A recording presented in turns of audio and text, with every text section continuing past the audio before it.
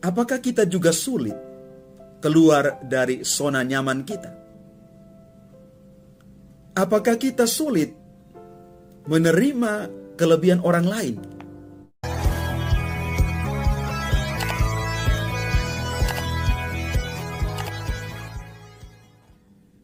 Salam Bapak Ibu, Saudara dan Saudari, sahabat-sahabat garam dunia yang terkasih dimanapun Anda berada.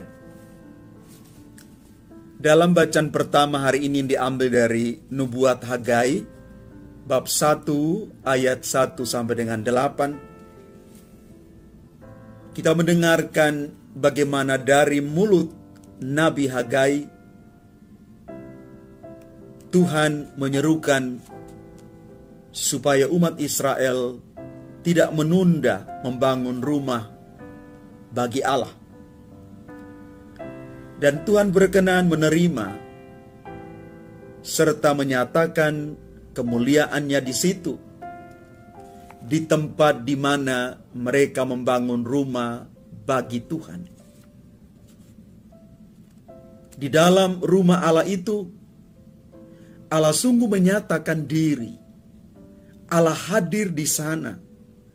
Allah menyapa mereka sebagai umatnya, dan orang-orang Israel juga boleh menyapa Tuhan sebagai Allah mereka. Dan di dalam Injil Lukas bab 9 ayat 7-9, kembali kita merenungkan bersama bagaimana Raja Herodes merasa cemas akan munculnya tokoh baru yang menggemparkan jagat publik Yerusalem dan sekitarnya. Ia sudah mengganggu kenyamanan dirinya sebagai penguasa tunggal.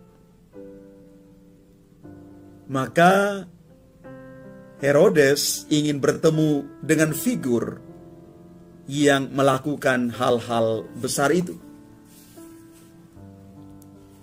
Dan figur yang mau ditemui oleh Herodes adalah Yesus sendiri. Bapak, Ibu, Saudara, dan Saudari yang terkasih,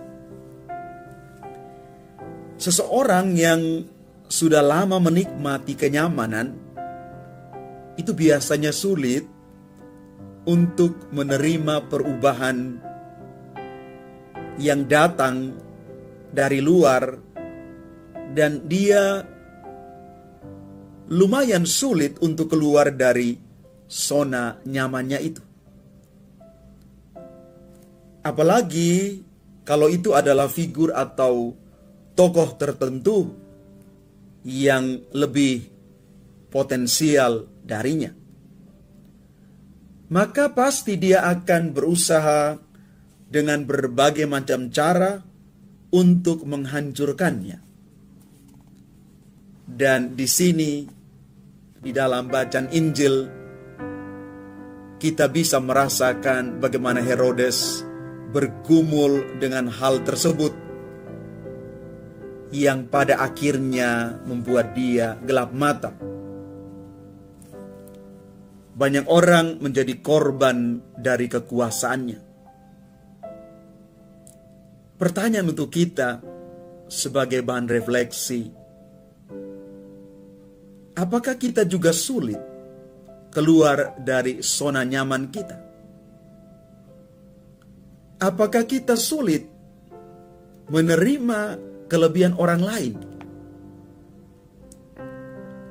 Maka Bapak, Ibu, Saudara, dan Saudari yang terkasih,